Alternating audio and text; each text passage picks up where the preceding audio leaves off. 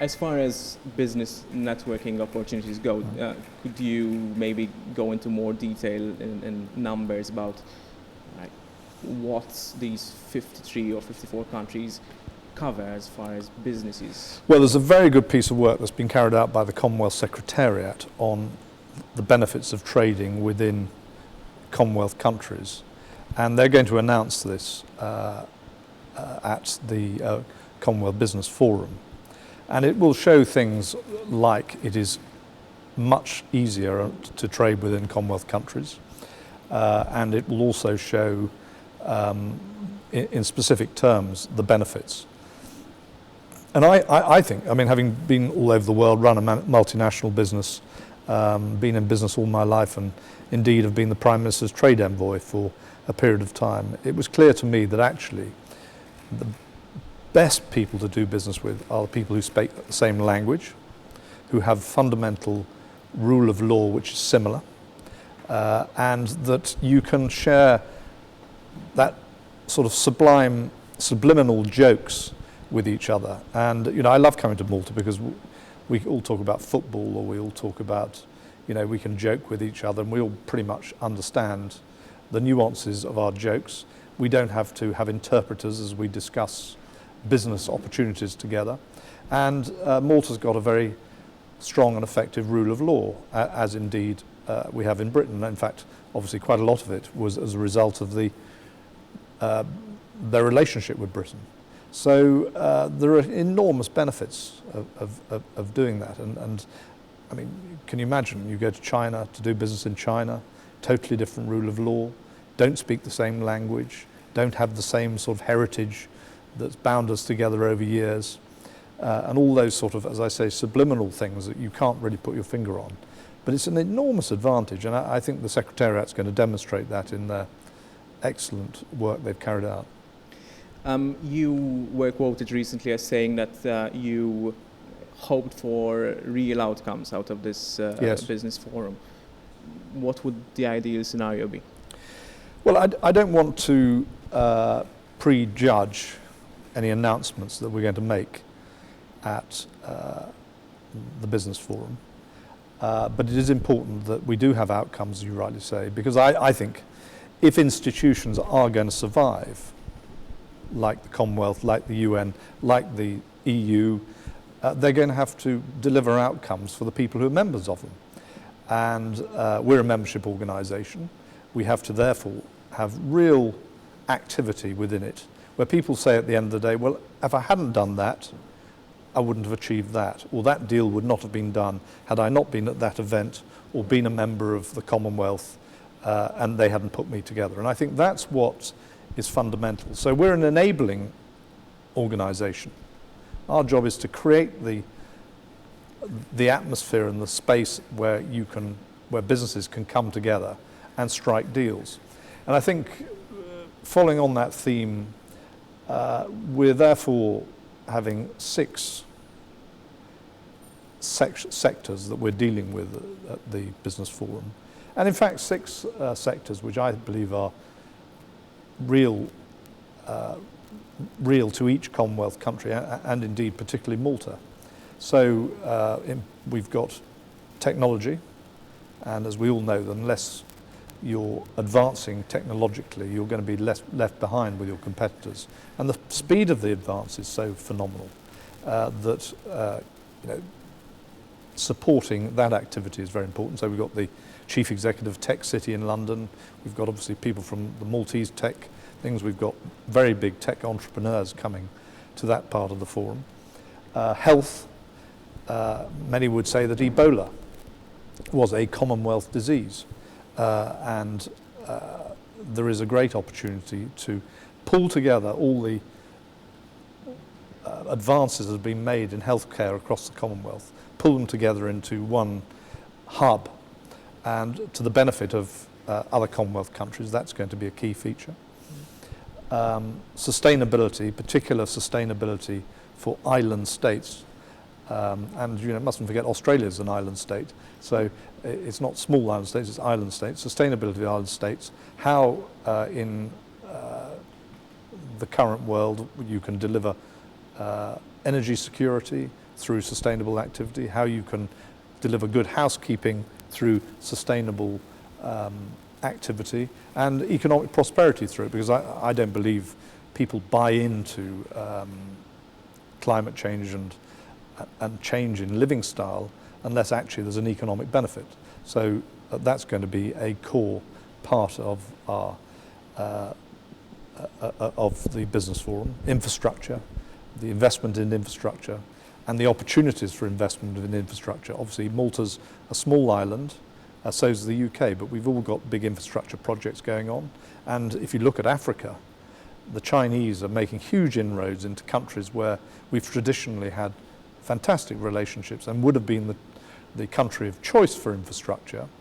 A fellow Commonwealth country would have been the country of choice, I mean by that. They're now going to the Chinese, or they're going to the Koreans, and we need to be able to compete and support and take the opportunity that presents itself in infrastructure. Tourism, key to Malta, key to nearly every Commonwealth country. And these are just some of the core themes that we're going to have at the Business Forum, and we've got such an amazing cast of people coming to speak on it. In fact, back in June, I think it was, when we came to London, you mentioned a number of high-profile business people that are going to or are expected to take part in the event. Are you in a position to update us on that list? I reflect on this, and I think to myself, it's an amazing thing, really, where we will probably have 20 heads of state at the Business Forum. We have the Prince of Wales making a keynote speech at the Business Forum. We will have chief executives and chairmen of some of the biggest companies in the world, some of the biggest investors in the world, the Malaysian Pension Fund, the Kuwait Investment Authority, representatives, ministers coming from Algeria, and Chinese investors, plus obviously investors from London. So there's going to be, and Malta, and there's going to be a great array of heads of states and other ministers, trade ministers, foreign ministers, also at the Business Forum, plus senior business figures from across the world, plus investors from across the world, not just limited to the Commonwealth, but obviously very much including the Commonwealth. And then, you know, an opportunity for 1,000, 1,200 delegates to mingle with them. So it's a fantastic event, really, if you're a businessman. And as I said earlier, this is about enabling. And so that's what we've set out to do, is an enable event and take the horse to water, and hopefully the horse drinks and can take advantage. We can't get X to do a deal with Y. They've got to do that for themselves. But we can create an atmosphere where it could happen. So would you agree that the country that hosts CHOGM is actually, in a way, given an advantage over the rest? Well, I think it's marvellous that Malta are hosting it. And I tell you why. I think Malta is an entrepreneurial nation. It's a trading nation. It's a nation that, you know, puts commerce at the sort of top of its priorities. And so Malta is unbelievably well suited to host this event, the Business Forum at least. And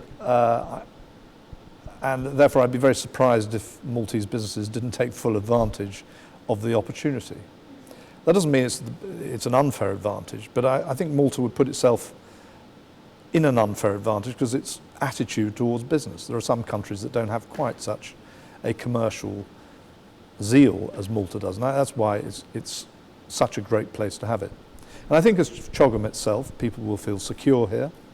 They'll feel welcome because you're a very hospitable, outward-facing nation who knows how to treat people with respect and with hospitality. So I think it's going to be it's a really good setting for CHOGM and the Business Forum. And credit to Phyllis Muscat and her team and your Prime Minister for actually driving this and ensuring that they want a really superb event. Now, speaking about Malta, I mean, I'll get back to to Chogan-related questions in a minute. But what's your impression as an outsider about Malta's current economic performance right now? Well, I think people should be rightly envious of it. I mean, you've got economic growth, virtually no unemployment. There is an ambition to do things for the benefit of the country. I was reading today the plan for the marine agenda, and I mean, this is a very well thought out, positive and decisive course of action. It's been taken by your minister and the ministers and Prime Minister. And I think there's a lot of stuff going on which I've been made aware of the last few days, which is securing Malta as a place for enterprise and prosperity for, you know, the foreseeable future. So I think people would be envious of Malta. What effect do you think that mass migration could have on other countries? I mean, this is a topic of, there are opposing views. Some politicians say migration can, be too much of a burden on a country's economy. Other politicians say we need migrants, we need a bigger workforce, basically. Well, I've been brought up in Britain where we've had a constant stream of migration, which has been very much to our country's benefit. But you get to the point where there's no more room, or there's no, there aren't enough jobs. And I think that is the debate that's going on in the UK at the moment, whether there's enough jobs and whether there's enough room. We're a very small island, and the same debate, I'm sure, is happening here in Malta and in other countries across, the first world, is how many people can we take? Because we all know that by and large it's been to the benefit of our country, and we're all, I think, broadly approach these things as tolerant nations and sympathetic nations. So the spirit is willing, but you get to the point where actually you physically can't take any more people. And that's the debate that's happening in the UK, and I'm sure it's the debate that's happening in Malta. Would a possible UK exit from the EU have a negative impact on the UK's business and on the Commonwealth as a whole?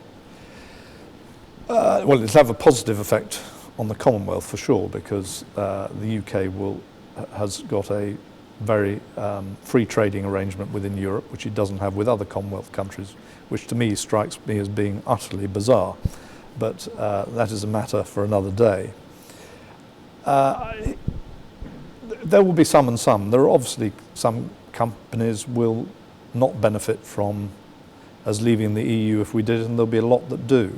I think if you talk to most small, medium enterprises in the United Kingdom, they would like to see us leaving the European Union.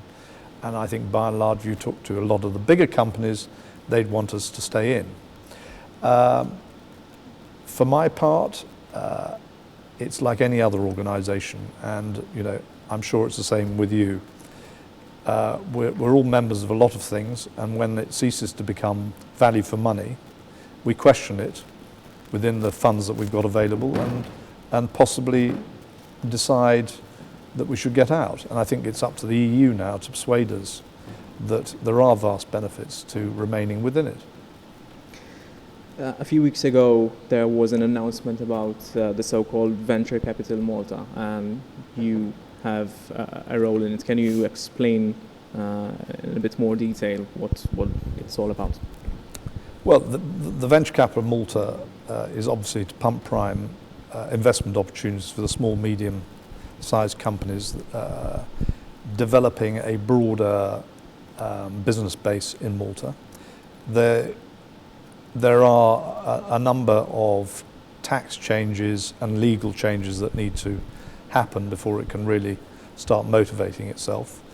But as I said to you earlier, the great advantage is that we're in an entrepreneurial nation, and what the government is trying to do is facilitate opportunity for it to continue to be entrepreneurial for for future generations. So I think what they're setting out to do is really important.